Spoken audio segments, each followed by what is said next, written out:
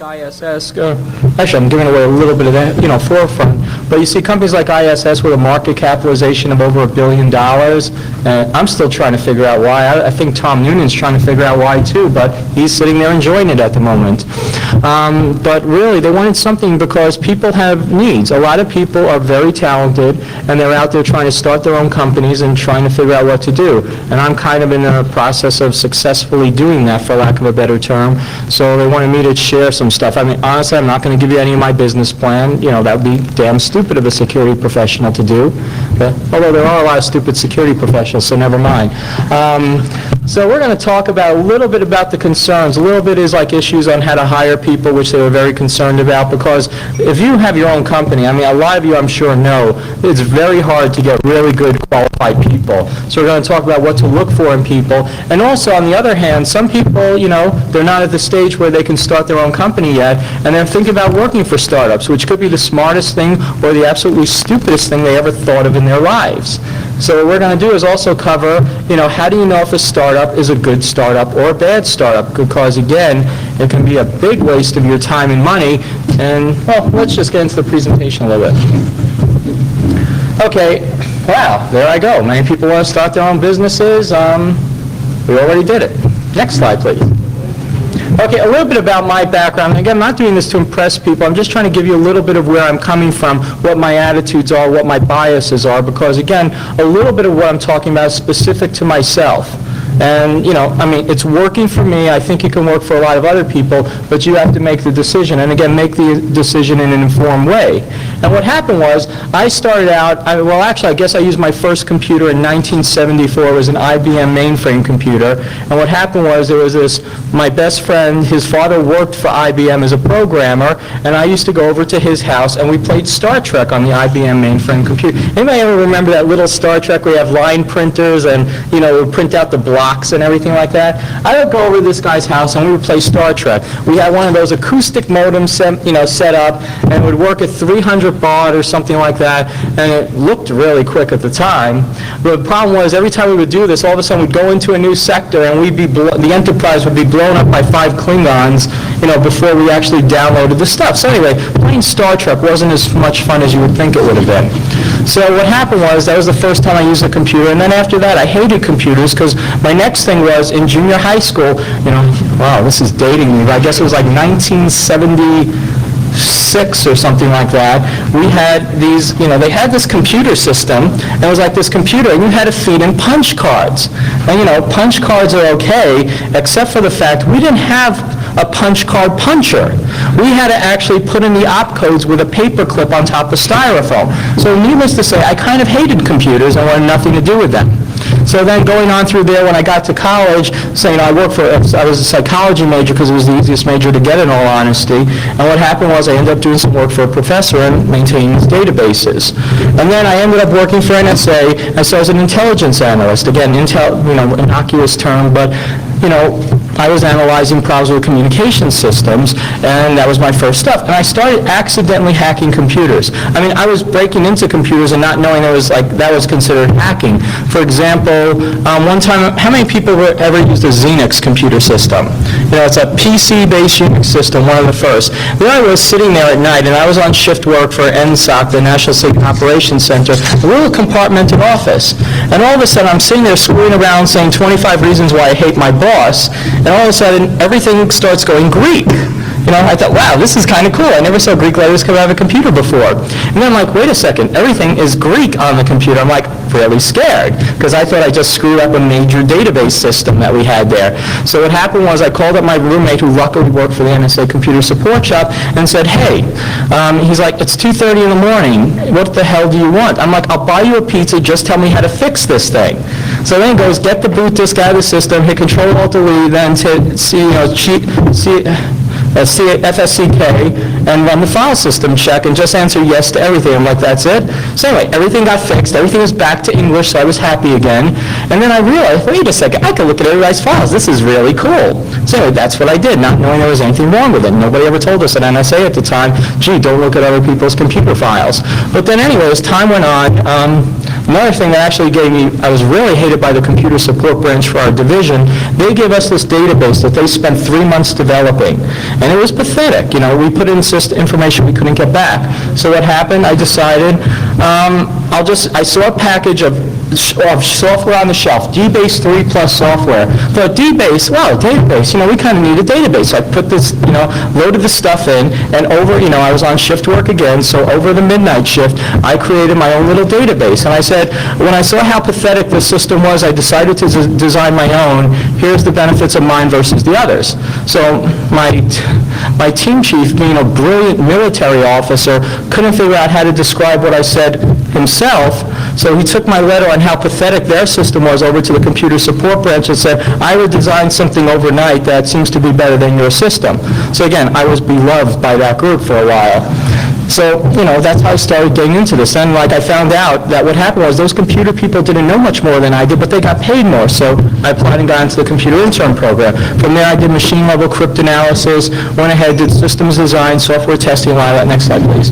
And again, I'm just going to shoot through this, but, part of the big thing, a lot of system administration, much more than I ever wanted to do in my life or hope to do again. Acquisition management, again, you can read the rest. And I accidentally started commercial infosec, because one time it was I was with a government contractor, and I was supposed to go down to the Pentagon. They're like, Ira, instead of going to the Pentagon today, make a few phone calls. I'm like, sure, what do you want me to do? And, what happened was, they said, call up this company, find out who they use for an overnight carrier. Call up back, then call them back and find out what computer systems they have in the library. And I went, why? They're like, oh, we have a contract to find out as much about the company as possible without using the computers. I'm like, oh, who cares? Again, who cares what overnight carrier they use? Let's get their account numbers. And then who cares what systems they have in the library? Let's get logons. So I'm like, gee, that's a good idea. And then 3 days later, using that stroke of brilliance, I took over an investment bank, and it was fun. And I started liking it because I don't know how many people worked at NSA, but a lot of what NSA does in computer security is not fun. They developed the Orange Book series. Necessary evil, but writing security policies is not my idea of a lot of fun. So anyway, I thought, up until that point, I thought security wasn't a lot of fun. But then I found out all this penetration testing was fun, so I started getting into it. And again, I wrote up the stuff. I got a reputation based upon my writings and conferences. Again, when you use puppets in an open forum, it kind of gets people's attention. See my Wizard of Oz presentation before? Ooh, nobody. Yeah, he likes it. It's funny. So anyway, so I give my presentations and kind of picked up. Next, please. So anyway, what happened was I started working for myself. I left government contracting. I got an offer from the National Computer Security Association. Let's just say had several issues with them and stuff like that, but I had $30K of backlog because people wanted to give me work instead of me working for NCSA. At the same time, I couldn't accept it while I worked for them, but I also had a nice offer from another company pending. I thought, what the hell? I can make $30,000 working on my own for 2 months. If the offer takes 3 months to get it, I'm still well ahead of the pack. And what happened was the offer was slower and slower in coming, and I ended up just saying, wow, screw this. I don't care if I get that offer. I'm just going to be a consultant because it's fun not having to get up in the morning and show up in an office. I don't know if anybody has that privilege themselves, but once you have it, you don't want to give it up. I can guarantee that. So anyway, it's kind of funny, but I didn't get business cards until about a year into the process. I just used my old NCSA business cards, crossed out the stuff, and wrote the new information on there. So finally, I decided, let's get business cards. I got a lot of clients coming to me, and now basically what happened was probably a year ago now, people came to me and said, you could get more work. There's a lot of companies making money. Why don't you try to grow yourself into a real business? And that's what I tried to do. And now we're in the process of looking at private placement money, getting venture capital and stuff like that. Also in the process, you'll find out you'll get several buyout offers. Whether or not they were real is one thing, because everybody likes to say, well, if you want to work for us, we'll give you like this. And honestly, half those offers are insulting. They think, wow, after he tries to get money for a few days, he'll give it up. And believe me, a lot of people do, and we'll talk about that next. So anyway, that's an example of where I'm coming from. When you start hearing my biases and things like that, again, you know what I'm talking about. Let's give the first example of a success, why everybody's all hot into doing security consulting, thinking they could be the next billionaires of the world. Securify. How many people heard of them before? few people. It was started by Tahir Al-Gamal, who was the chief scientist at Netscape, and he went ahead, he's well known for developing the SSL protocol, very, very good cryptographer, and some people came to him and said, hey, why don't you start your own consulting firm? And Tahir probably went, gee, I don't know anything about consulting, I develop encryption. But they're like, hey, we'll give you the money, we'll grow you, and we'll get you bought out, which is essentially what happened. At the time of their buyout, they had about 25 employees. According to sources, they reportedly had about $1 million in sales a year. Yet, for some reason, they were about a $65 million acquisition after being in business for 9 months. And, you hear money like that, and everybody's like, gee, where can I grow up to be a consultant?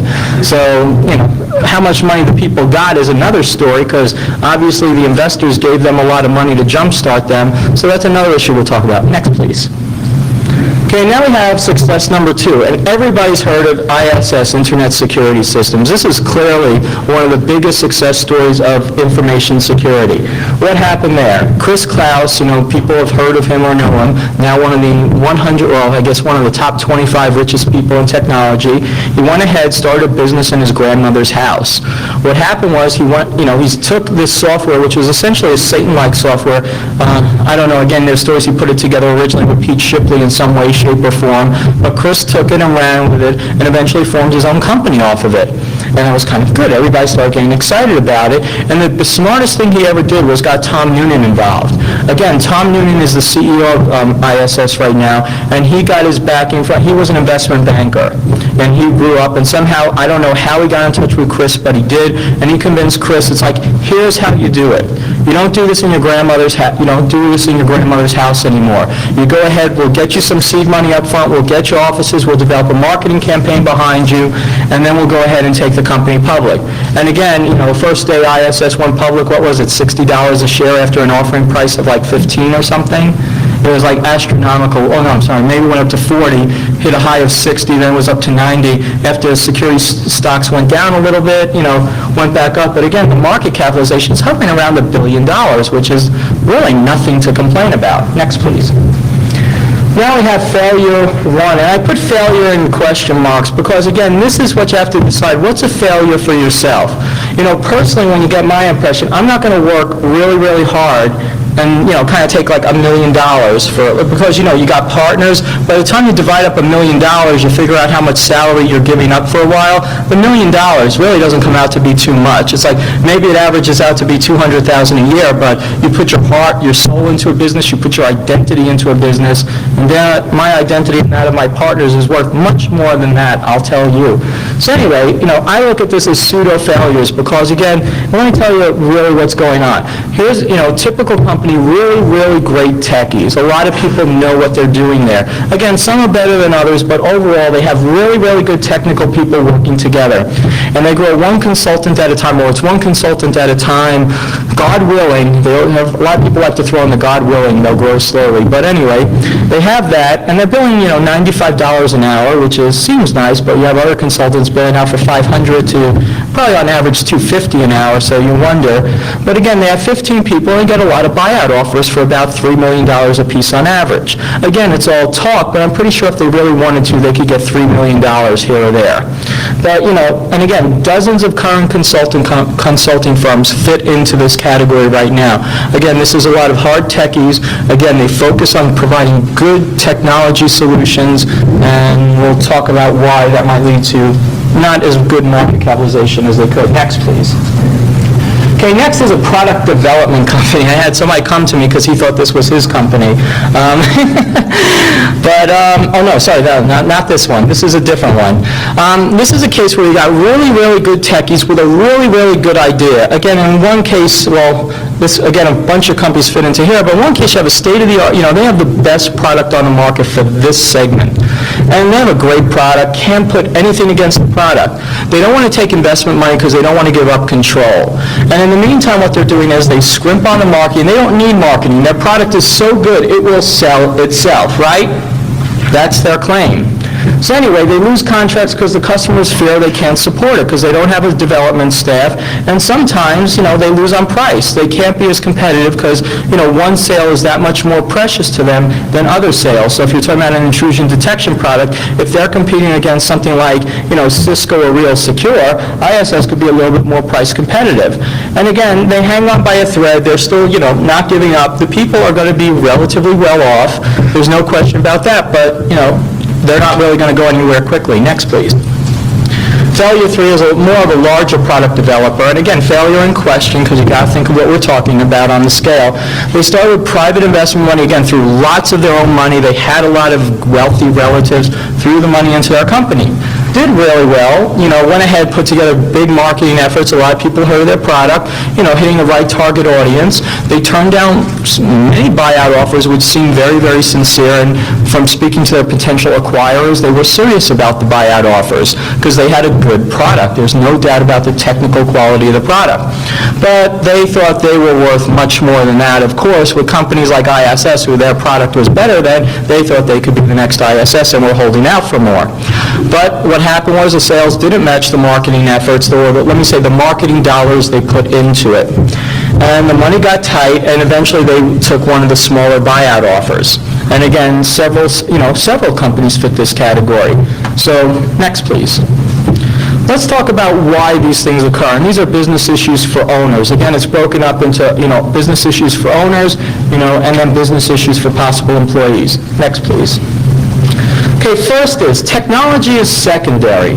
People think if they have the best technical solution, the money will follow. I mean, what's the famous line? Build a better mousetrap, and the world will beat a path to your door.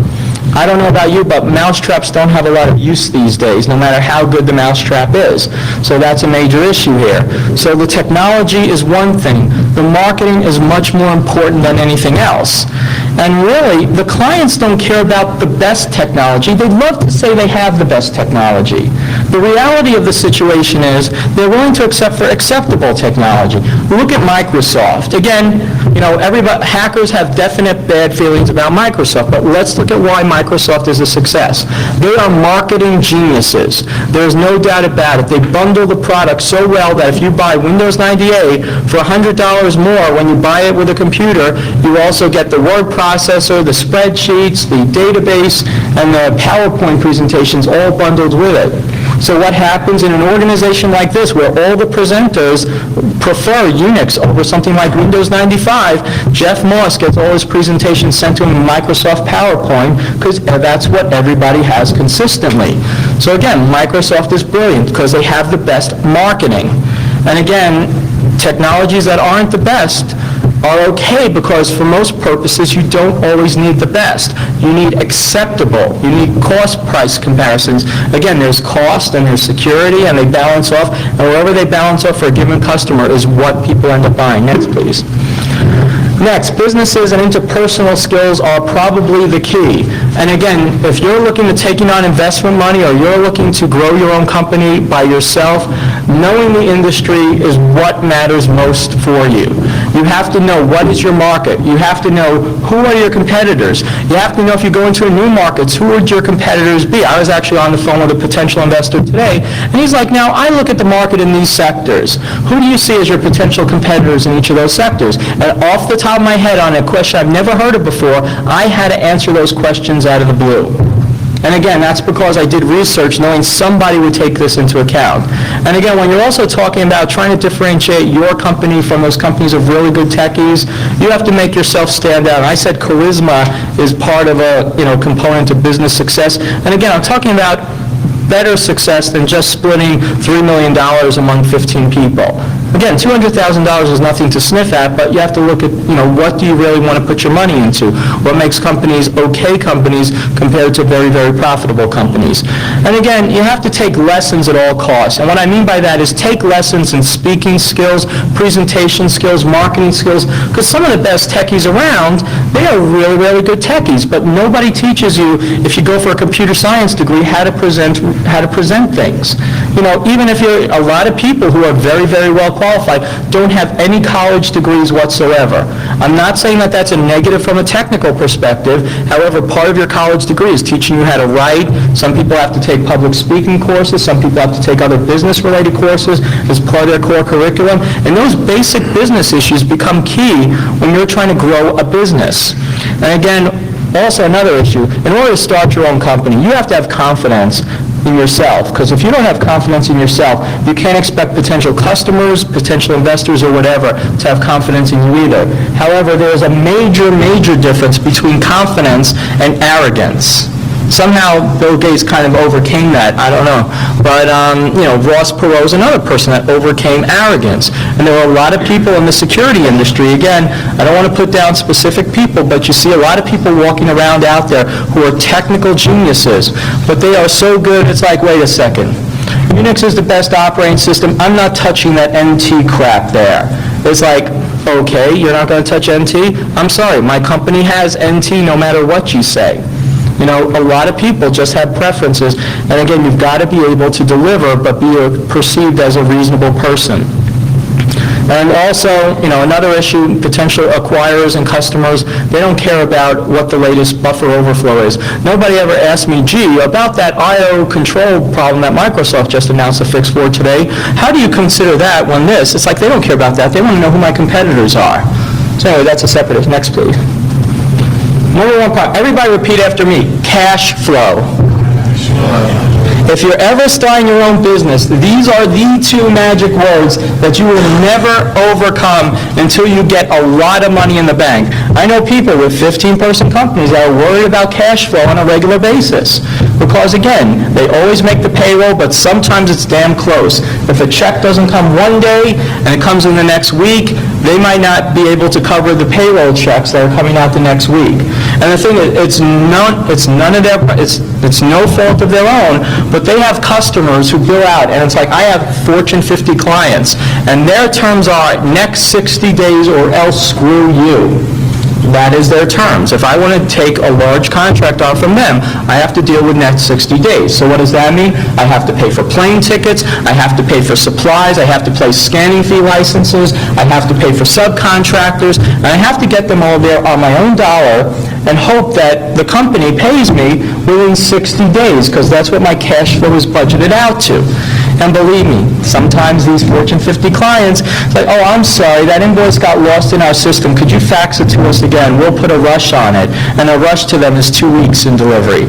And that happens. So you got to prepare got to prepare to budget out your money. And that means that you got to prepare on saying, okay, well, I need to lease a computer, which means $40 a month here, which means I can get it next month as opposed to, this month. But then sometimes you got to think, okay, I could pay this bill this month, but not this bill next month. Too many people get wrapped up in having to pay all bills at once, and you really want to do that. It irritates me that I can't pay my American Express bill, due upon receipt. I love to get that out of the way. Sometimes you have to wait for that next check to come in. Just by the way, some people will, if you're a consulting business, they will take account receivable financing if you get the right bank offers. So just remember that, account receivable financing as a possible thing if you're a consulting firm. Also something I found out, get your credit card limits up as high as possible before you start spending lots of money up front. Again, I didn't think of that till it was too late, and then you're balancing things out. Okay, I'll pay the minimum this month so I can pay the minimum next month, and then that keeps my payment schedule good so I could get more loan or whatever. Next, please. But remember, cash flow. Okay, next thing, the most important document of your business is going to be your business plan. I thought, what the hell is this? It's just a bunch of paper that I'm not going to pay any attention to whatsoever. People want it there. Why do I need it? It's like, well, it makes you think. If it does nothing else, it makes you think who your competitors are. It makes you put down on write. It makes you gather enough information so that when all your investors come up with quick questions like, who are your competitors? If I want you to go into this industry, who do you think would be your strongest competitors there? Or who are your customers there? Could those types of customers use your services? And again, I am coming off the top of my head with examples from service industries. However, it's the same thing for products, because products, they need a client base too. And again, it's like if you have an intrusion detection tool, who's your competitors for intrusion detection? Why is your product in this industry better than the other product in this industry? Stuff like that. You need the answer to those questions. And the hardest part that you'll ever find are the financials, because you have to figure out, gee, I don't have a clue once I get any money or whatever what my client base is going to be, but yet they want me to know what my client base is going to be. They want me to know the average sale. They want me to know how much I'm going to charge, how much plane fare is going to cost, et cetera, et cetera. And again, that makes you think, but you got to really think this out through. Next, please. Okay, two things. Well, I'll use in the printed format, I have to do this, but the way to remember this is opinions are like assholes. Everybody's got one. That's the best way to describe it. And people have their own perspective. Again, I met with somebody who was a potential investor a few months ago, and he started his consulting firm, and he sold his, grew into a product company. But I said, everybody's like, hey, service companies are growing, et cetera, et cetera. So I went to this guy, he's like, oh, no. Here's what you got to do. This is the way I grew my company. I grew my company one employee at a time, blah, blah, blah, blah, blah. And, this product fell into my lap, and all of a sudden became a product company. But you want to be a services company, so therefore this is how you should do it, because that's the way I did it. It's like, okay, then why is everybody else really interested in consulting firms all of a sudden? It's like, that's his opinion. Another person I sent my plan to, all your partners, they're not worth anything. I'm like listening to this guy, and this guy's like, wait a second, what did you bring to your company? You brought less to your company, and you're saying these people bring to my company, so, that's your opinion. You can get lots of opinions from different people, some good, some bad, but again, remember to take it all in and use common sense and use discretion and be realistic, because some people have better opinions than others, and you got to think about what sounds logical. Because one thing is, you're all going to know what you want people to tell you, but they might not tell you the truth, what you really need to know. So again, listen for everybody and pick apart the pieces that are valid most for you. And part of the issue is, now this is especially true if you're in a product-related company. If you're in a product-related company, investors, and you definitely need investors in a product-related company, because you have to have developers develop software for long periods of time before you have something to market. But investors, and especially if you're going to work for one, remember this, investors would rather take a risk on the technology than on the market for the technology. So in other words, what you're saying is you could say, I have the greatest technology in the world. It does this, blah, blah, blah, blah, blah. Then it's like, and if I have a marketing budget, I could let everybody know they need this product. Or on the other hand, somebody could come to them and it's like, look, I have this idea for a technology. It goes in this market, which is definitely huge. People are spending money already. If I could just take this technology and make it wonderful and make it real, everybody would come to my door. They would rather invest in that second company with an idea than the other company with a product in hand if there's no market. So again, think about market, big thing. Next, please.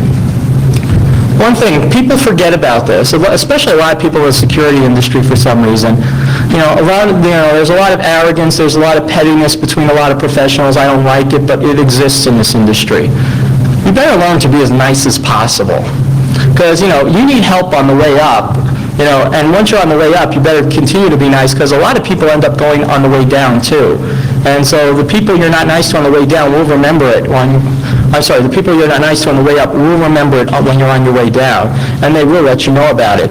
But again, you never know who you're going to need in the future. Be nice to everybody, whether you like them or not, which is probably one of the hardest things about growing a business. Next, please. Marketing, and again, every company has to have their own marketing strategy. And again, it's specific to your company, but what you're trying to do is you're trying to either differentiate yourself from your company or get in their faces. So in other words, if you have, what's a good thing? Let's say a lot of security consulting firms around, and again, I'll pick those nice little 15-person companies there. Somehow, some 15-person company has to differentiate themselves from another 15-person company. So when somebody looks on the internet and says security consultants, and they have to pick one person versus another, they're going to pick the person who seems like a better marketer, whether or not they're technology. And again, you can market that you're a better technologist, you just have to have some marketing plan. Or else what you have to do is you have to get name recognition.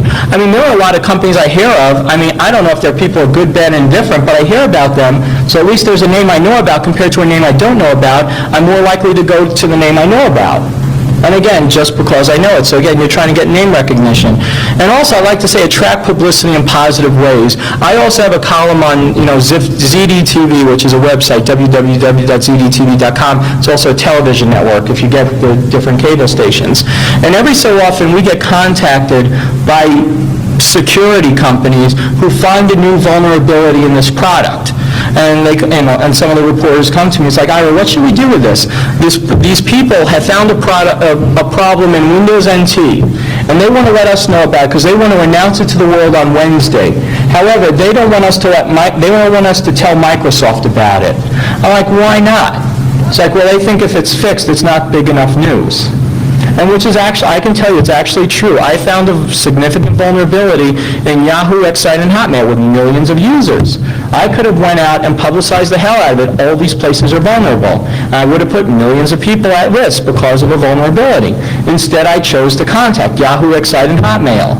When they didn't respond back, I called my friend at USA Today and said, on Wednesday, I'm going to let people know about this. Yahoo, Excite, and Hotmail already know about it. I want you to call them up to see what they're going to do because I'm a nobody in their eyes, so I need USA Today to find out what they're going to do. So anyway, USA Today said, hey, this is a great story. We'll get there, we'll tell them about it on Monday. We'll see if they have a chance to fix it. So anyway, something happened on Monday. I think it was Monica Lewinsky, damn that bitch.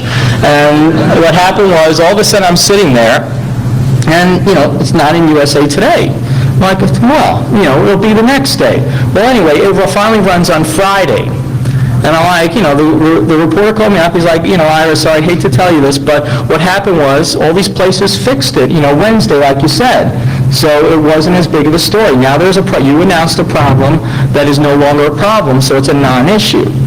But again, some people want to take the publicity. It's like, okay, big deal. But other people want to get the publicity by screwing people. And again, announcing a vulnerability with no solution available is screwing people. But it makes a bigger name for themselves in the press. So anyway, attract publicity and attract a lot of it if you could. And again, what I mean is, you can go to the next one, but write papers, start writing articles, do things to get your name out.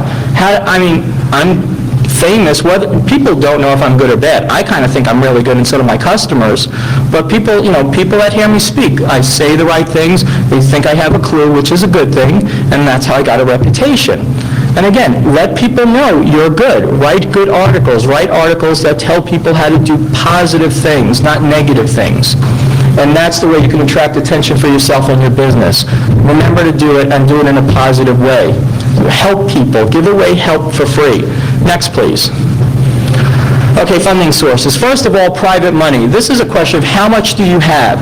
If you want to have your own company, some people want to do the friends and family route. They go ahead, they borrow against their house, blah, blah, blah. And I'll tell you one thing, these people have a lot on the line. If they don't produce a successful company, they are screwed because a lot of these people mortgage their house and stuff like that. You've got to realize that usually when people self-fund themselves, they're probably talking about $100,000. Which is okay, but what happens, it seems like a lot of money, but when you start thinking about you have to pay salaries, you might have to take on other employees, and those employees might not want to defer the income because you didn't give them a piece of the business, you're hiring them as employees, so you have to pay somebody $5,000 a month here, you have to pay for your ISP hookup, you have to pay for marketing, you have to pay for plane fare to market clients, et cetera, et cetera. $100,000 burns up quickly, so remember that. And also allows for small growth. But again, you should do what's right for you. If you just want to work on your own with no problems, take that route. There is nothing wrong with not making a lot of money. You should, again, remember, sorry, I don't have this in here, but if you remember nothing else, your goal should be what makes you happy. If your goal is currently to make as much money as possible to make yourself happy, then by God, do it. If your goal is to work on your own, this isn't a bad route. You might not be rich very quickly, but again, next slide, please. private placement money. This is also referred to as angel investors. And this is where you try to find rich friends, you know. And sometimes sometimes there's help, like if you're in the Washington, D.C. area, there's the Potomac Knowledge Way, I think they go by. There's probably a bunch of little angel funds around. If you're familiar with Garage.com, what's Guy's, Kawasaki, yeah, sorry, I kept thinking that was a motorcycle, not a person. But anyway, Guy was there, and, he has Garage.com, which, encourage people to do. I think there's a sign-up fee. But if that's what you're looking for, go ahead. Typically, these people will probably donate around $250,000 on the top end. Some people might donate up to $500K, but that's like the higher-end people. Like that's the sort of private placement money that somebody like Jim Bidzos might put towards a company if he really, really likes it. But in general, you're probably talking about $250,000 for most people. And also, remember, everyone has their opinions. So, and how many people saw Pirates of Silicon Valley last week? Or a few weeks ago? It was a pretty good movie. I don't know if it was true or not. It seems true. We almost hope it is because, like you're really glad Steve Jobs got screwed after watching that movie. But anyway, Apple was turned down by HP as one of those things that came out because HP said, now who is going to need a computer in their home? And they threw him out of the office, but they had to go to them under contract. And HP said, and the happiest, and they were delighted when the guy came back. It's like HP didn't want it. They were celebrating to their heart's content because they had private investors. Next, please. Then you have venture capitalists, and they'll give you a lot of money. I mean, typically, depending on the venture capitalists, some of them start at $2 million, some of them start at $250,000, whatever. A lot of the larger ones want to start at $5 million, but they want more in return. I mean, angels are kind of like, okay, friends. They might give you, when your company's worth next to nothing, they'll give you like $250,000, say, hey, I want 5% of your company. Venture capitalists, on the other hand, love to screw you. They'll say, okay, well, this is literally how they fix it. They'll say, we'll give you our company without our money an arbitrary value of $2 million. You want $2 million, so therefore, we're giving you $2 million out of $4 million, so we want 50% of your company right off the bat.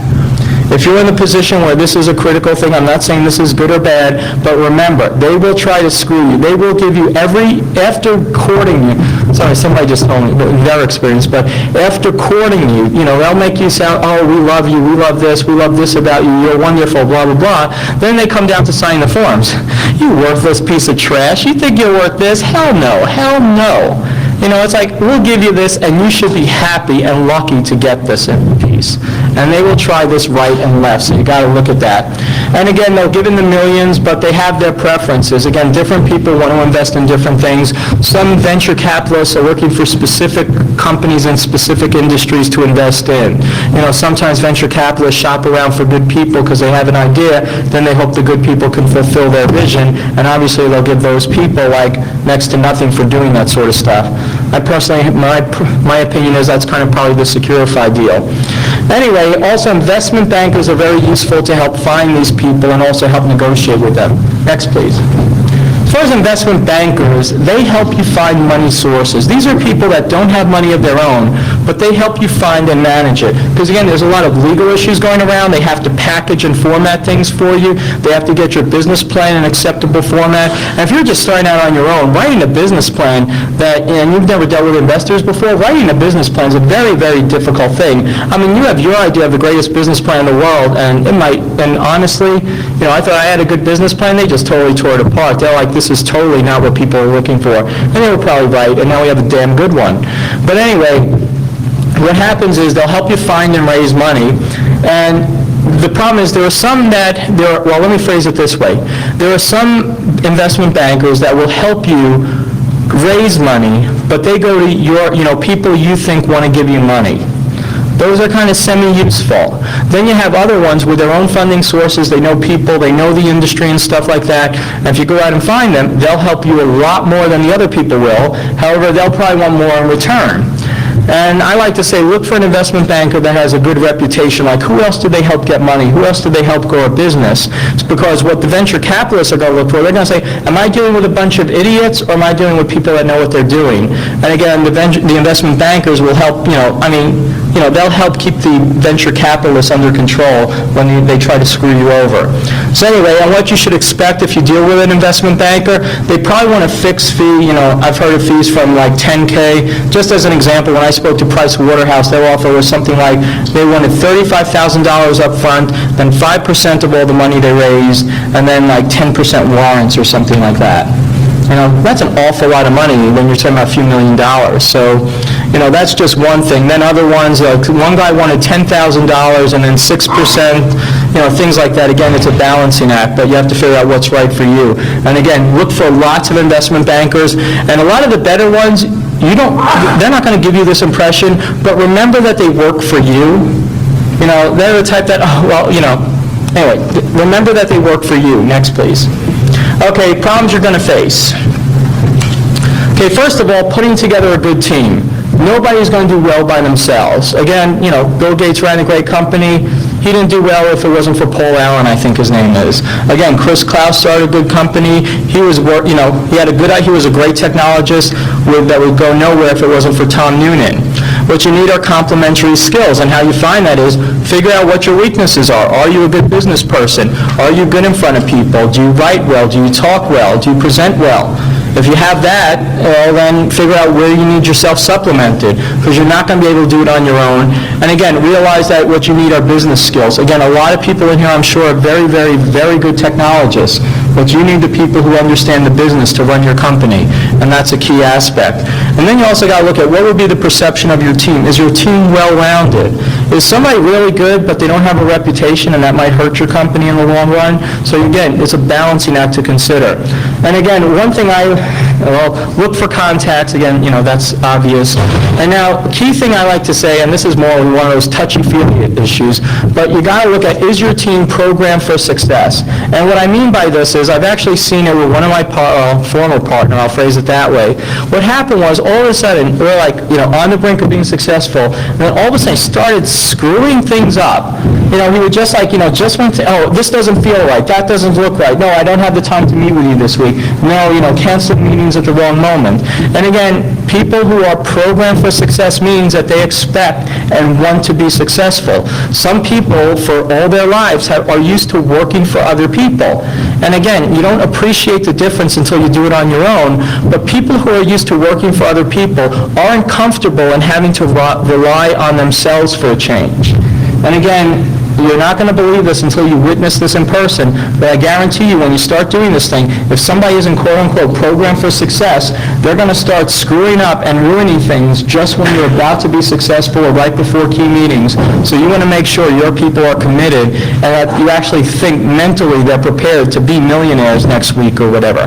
Next, please. Okay, partners might come and go. Like I started getting into a little bit. First of all, put one person in charge. When I had the first partner, it was like, okay, we're working together, and it's like, okay, really, quote unquote, I would be in charge, but we make decisions as a team. We talk to somebody else, and he'd be like, well, you're in charge, but you're saying you're working together as a team, yet he says one thing, and you're kind of saying the same thing, but you're saying it differently. It makes me concerned. And again, we were working together well on most issues, but when, if you have a team of two people co-managing something, and all of a sudden, if there's a slight difference, potential people will lose confidence in you as a team. And that's a key aspect. And again, this is a bad thing, but get everything in writing as soon as possible. If you're expecting people to contribute money equally, get that in writing. If you're expecting people to contribute their time equally, get that in writing. If you expect people to quit their job at a given point in time, get that in writing. Those are issues. And again, study the level of commitment, the risk that they can take, because some people just don't want to take risks. It's like they're happy to go. If you say, I'm going to have a pot of money here in August, it's like, great job. I'll work with you in my spare time, and when we get that pot of money, I'll quit my job. It's like, no. Nobody wants to invest in a company where partners are working half-time. That's one issue. You believe they do not want to invest in someone. If you don't have enough confidence to work in your own company full-time on your own wiles, then they don't have any confidence in you either. So that's how they look at it. And again, spare time contributions are nothing. Don't worry about who's contributing the money. Look at who's contributing the time. Because there's a difference in giving spare money. Because a lot of people these days, I mean, I'm not going to ask a poll, but there are a lot of people in this industry making like, 80, 90, of over $100,000. They have a lot of money to put in the bank. They have like $30,000 to contribute. But until they're ready to leave their company and give up that $120,000 a year job, they're nothing to you. Sorry. Anyway. You can tell I learned my lesson. Next, please. Okay, everything will take a lot longer. This is a hard issue to deal with. Everybody, I should have had my millions, when was it? Last December now. So here it is, July. Anyway, things are still progressing, but they're a lot slower than I ever thought they would be. Get used to it. And again, what's the two magic words? Cash flow. Good. Okay, next. Never make promises too on time. Next, please. Focus. Every investor wants to see that you have a clear focus. They would rather see a tight focus than a too broad focus, because if you're too broadly focused, they don't think you'll be successful at anything. Have the investors, if they want to invest in you, if they think your focus is too narrow, let them tell you. Otherwise, a lot more investors will turn you away without giving it a second thought if they think you're unfocused. That's a key decision. Next, please. Difficult clients. These are your worst nightmare. How many people ever had difficult clients if you're on your own? Or even if you're not on your own? These people aren't worth your time. I had one client I negotiated a contract with for a year. I'm not kidding. And then once we got the contract in place, he wanted 8 revisions to the final thing. And finally I just said, I'm not making any more revisions, or he would have wanted easily a 9th and 10th revision. Again, walk away. It ends up not being worth it in the long run. Make sure you bound your contracts tightly. And again, while we're talking about, make sure you don't bite off more than you can chew, because if you're growing, you might want to grow a lot quicker than you can, and sometimes you really need money desperately because your cash flow's at a point, but you got to be prepared to turn away work, because if you screw up and you're really tight on cash flow, you take a job because you're tight on cash flow and you can't fulfill it, you might screw everything up. So again, don't do that. Next. Carpetbaggers. These are the biggest pain in the butts I probably have to deal with. I don't know about other people consulting or security or software-wise, but again, I call carpetbaggers established companies. For example, Big 5 firms. I don't mean anything negative against by the term carpetbaggers, but they are a major competitor, and they're in every client I have. And they keep trying to say, oh, don't worry about Ira, he's good, but we have a full team of world experts who can do it. We have Ira times 28. Like, you're right. But anyway, that's what I have to deal with. And they'll say, oh, by the way, we can be cheaper than Ira too. It's like, oh, good, you're cheaper than me all of a sudden. Then you find out what they're giving you, and they're giving you, an accountant with like 2 years out of college and ISS to run against their systems. That's their penetration test. For those of you that know that's a hard penetration test, that's what I deal with. For a big Fortune 5 firm, I had one of the Big 5 firms offer a 5K penetration test for a job that was obviously 20K, just because they wanted to do everything to keep me out of the client. And again, they can do that. And chances are they're going to state larger fees, but they say their experts go for $5,000 a day. Really, what those people are getting is about $2,000 a day because their clients won't pay it. Anyway, some of their people are outstanding. I don't mean to take anything against them. Like, for example, George Kurtz. It's clearly one of the better professionals I've seen perform penetration testing. He's going to be giving a presentation today. However, remember, if you go to E&Y, make sure if you want a good penetration test, I'm not saying there aren't other good people, but if you want George Kurtz, write in the contract, you want George Kurtz. And he'll get more money for it too. Next, please. Okay, carpetbaggers continued. They infer that many of their employees are skilled just because they work for them. We wouldn't hire people who are scummy. We wouldn't hire untrained people. Our people are the best of the best. You're right. Also, another thing, like, some of the firms, like systems integration firms that do government contract, and I work for them, no offense to you if you do, but I'm just saying. If you work for them, a lot of their marketers in the commercial sector will go around telling you, hey, we do security for the Department of Defense. We work for NSA. We work for here. Obviously, we know security. Now, if you've seen some of the latest web hacks against, the Army, the military, is actually working for the Department of Defense a good reference? And again, I'm not saying that people are bad. Again, many of these firms have really, really good security people, but that is no justification that all their people performing the work for you are any good. Again, if you want specific people, demand the specific people or don't pay. Anyway, and again, they're not bad, but a competitive threat, and you've got to realize that. Next, please. Also, one thing, everybody comes out of woodwork. Everybody wants a piece. That's a bad thing. I'll make sure I keep on the pace. Anyway, people, investment bankers, lawyers, whatever, they all want a piece. Get really good advisors to tell you who's good, who's bad. Next, please. Early buyout offers, they become really, really tempting after you poured 40, 50,000, whatever it is, into your company. Somebody comes up, I'll give you $3 million right now. You come to work for me, guaranteed 2 years, no questions asked. It's like, yeah, but your company sucks. But anyway, that's another issue. They become very tempting, but be prepared to deal with it. Next, please. Who do you trust? This is another issue. Again, people come out of the woodwork. If you give your business plan to, you're thinking about hiring somebody, taking somebody on, make sure these people, do research on them before you even tell them your business plans. Because I met some nice people who I tried talking to, and little pieces of information leak out in certain ways, and you kind of figure out where they come from. But get references. Many people really talk a good story, but you got to look at who really is a good story. And look for what they deliver, not for what they say. Look for background. Look for clients they could bring in. If they're a product developer and they know it, look for what products they've developed before, things like that. And again, listen for how well they fulfill the promises they make to you, especially when you're growing your own business. Next, please. Hiring issues. Very skilled people are hard to find. I'm sure you know that. Go to acquaintances. There's no magic secret there, and ask around. Key thing is be prepared to train. And next, please. Major issue is because I would rather see somebody with great, basic, diverse computer skills. Here's my philosophy. How many people ever heard of karate masters, like super black belts or something? What does the term master actually infer? That they have mastered something. What have they really mastered? They have mastered, perfected the basic moves of karate.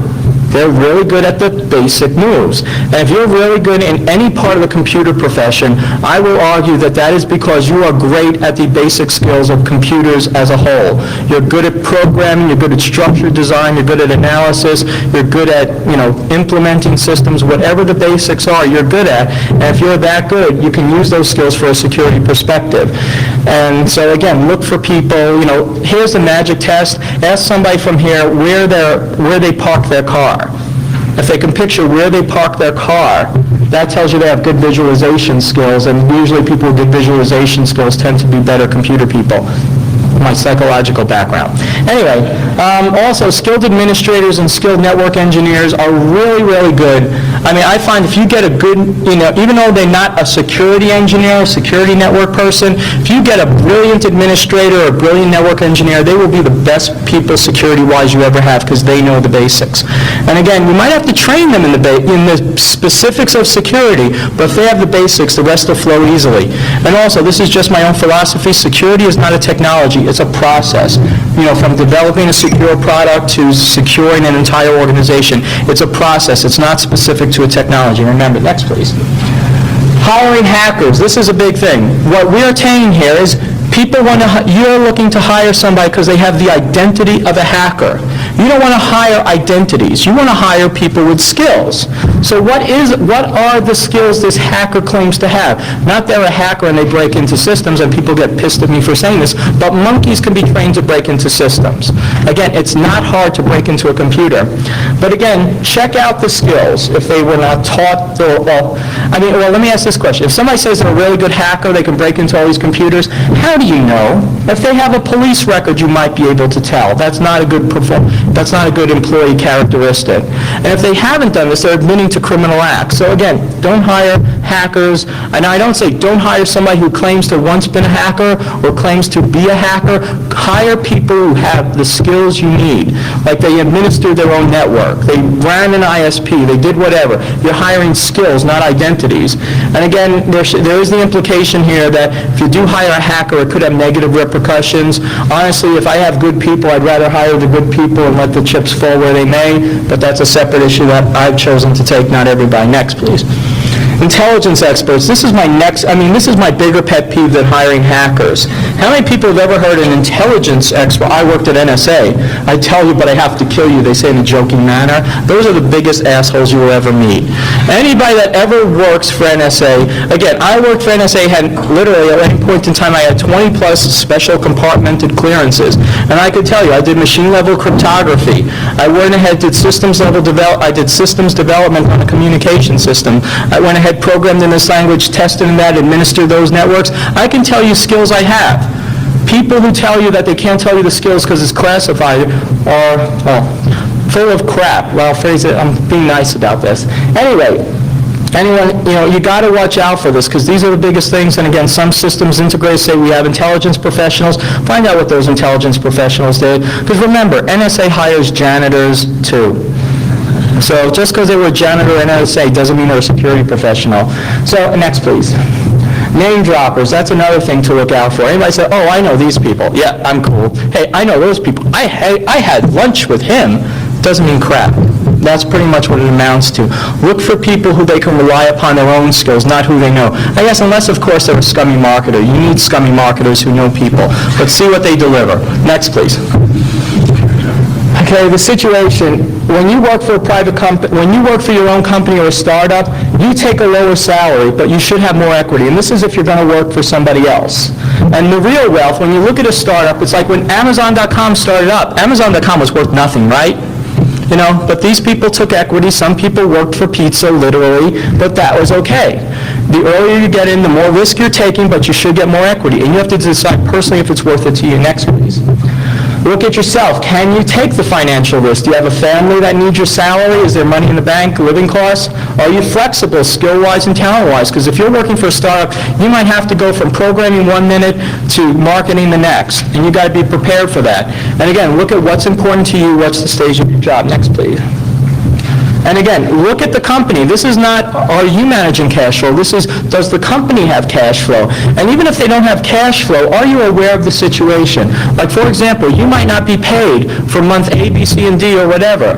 But be aware of that ahead of time and know the risks you're taking up front. Next, please. And more importantly, look at the company and the management. Are they realistic? Do they have good business plans, et cetera, et cetera?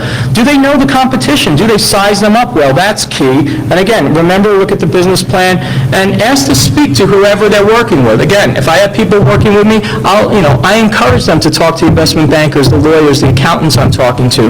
Make sure they let you do the same thing. Don't tell them, oh, that's sensitive, I can't let you. No, make sure good people support your people. And again, check out the references of the people you plan to work for. Are they good as they claim to be? Next, please. Do they understand the technology and can they deliver? Even though business skills are important, they better have technology underneath. And do they understand marketing? That's a key thing.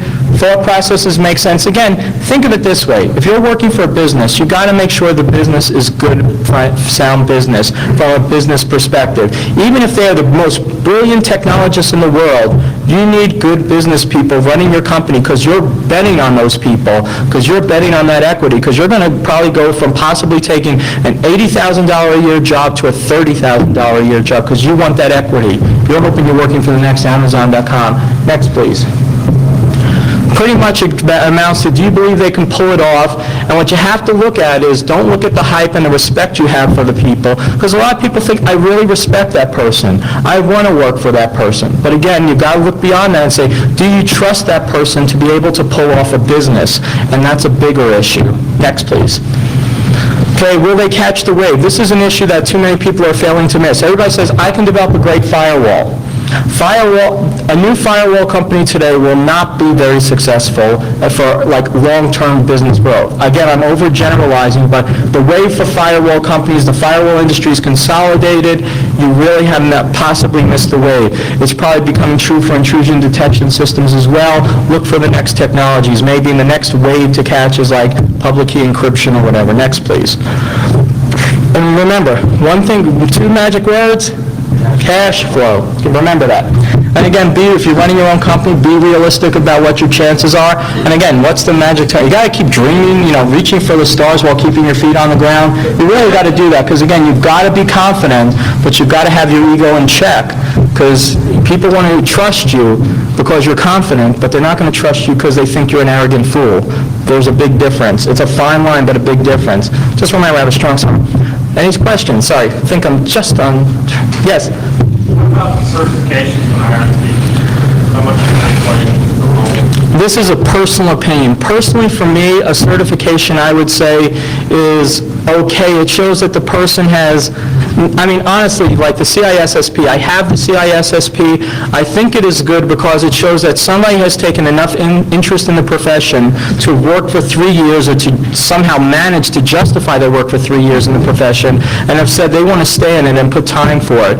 Although, on the other hand, there are some awfully damn good people that would never get certified, so... Again, CISSP shows dedication, but on the other hand, it shouldn't be excluding people who are damn good. Anything else? Oh, yeah, sorry. I'd say the same question, but in terms of customers. Your customers look at, if you're a small consulting company that people don't really know, you may look more towards the certification. That depends on your marketing. If you go ahead and say, I'm a small company, but I have damn good people, let me bring in my people and let me have my people talk to you and show you their skills, show you their knowledge, et cetera, that's one thing. But again, you're dealing against companies like Secure Computing, for example. It's no secret they have a major push to have, CISSPs. And Price Waterhouse, I think, says, we have the most CISSPs in the industry, although nobody can justify that claim. I'm not saying it's not true. I'm just saying you can't prove it's true because nobody gives out that information.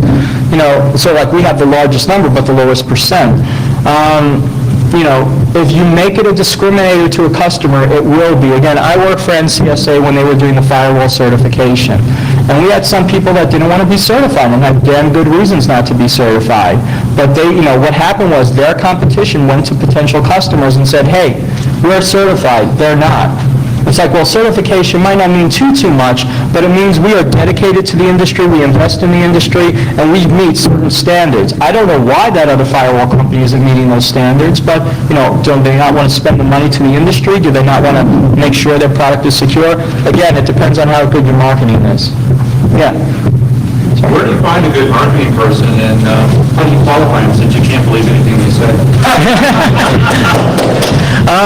That's a good thing. Again, you look for friends. There are people in the industry who, again, like who I know, who are excellent marketers. Again, it's through contacts, it's through people, not necessarily this conference per se, but a lot of conferences where you go to meet people who, come in and market the products. Some people are awfully damn friendly. They look good. Ask them what their figures are, what they produce. Do they want to work for a startup company and stuff like that? But again, you can get a feeling for who the best are. And then has to speak to who they sell to. Because I had one case where, great marketers had lots of great numbers, like with a specific firewall company as an example, but spoke to the customers and they're like, he's the biggest asshole in the world. So, and you got to look at both sides. But I would have wanted to hire him. He went somewhere else, but would have wanted to hire him except, because I looked beyond what one people said and said, well, his numbers prove he can be successful as long as he doesn't give me the reputation of being an asshole.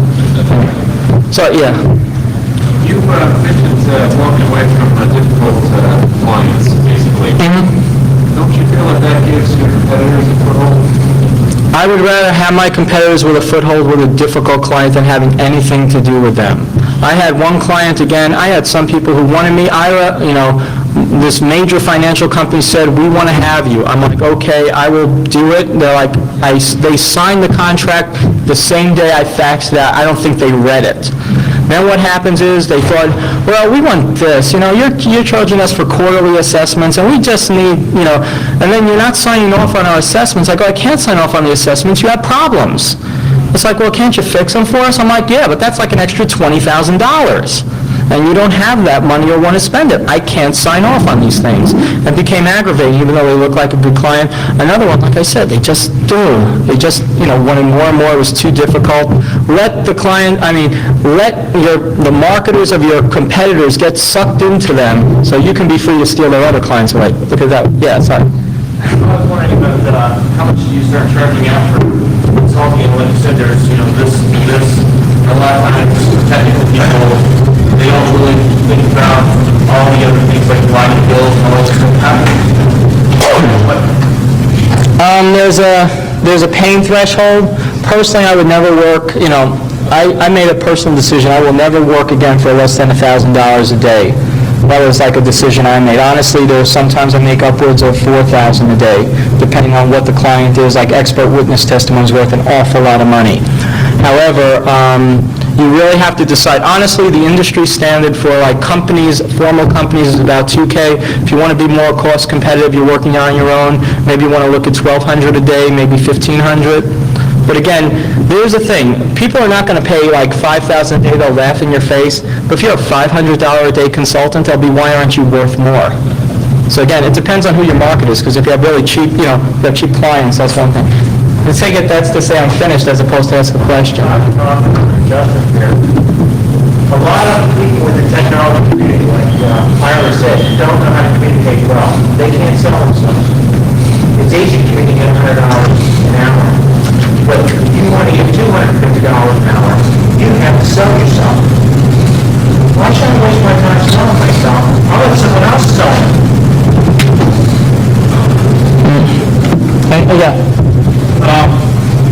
What's your opinion about fixed price contract versus a daily rate? I try to do fixed price sometimes because it's more, if you do fixed price and fixed scope, that's one thing. But make sure you estimate high when you do fixed price. This way it's sort of like you go to your clients, look, it's a little bit more than if you pay by the hour, but at the same time, you know what it's going to cost you. And more clients want fixed price, in my opinion, because they want to know exactly how much they're going to spend. But be careful about fixed pricing travel expenses, because there's one thing where I might be slightly screwed, not much, but slightly screwed, more than I wanted to be. That's what you... Yeah, sorry, thanks. What do you think about government contracting, particularly federal? I personally, if you are on your own and you want to work the federal thing, that's one thing. You probably have to go through some subcontracting, some other firm and subcontract yourself because you have to be DCAA compliant. Also, your profits are limited to like 8% or something like that. I prefer to stay away from government contracts because it's a lot of extra paperwork for a lot less profit, although the work can be more steady and long-term. Because personally, I'm finding my consulting engagements probably about 2 weeks long. Government contract could be like 2 years long on average. So catch-22.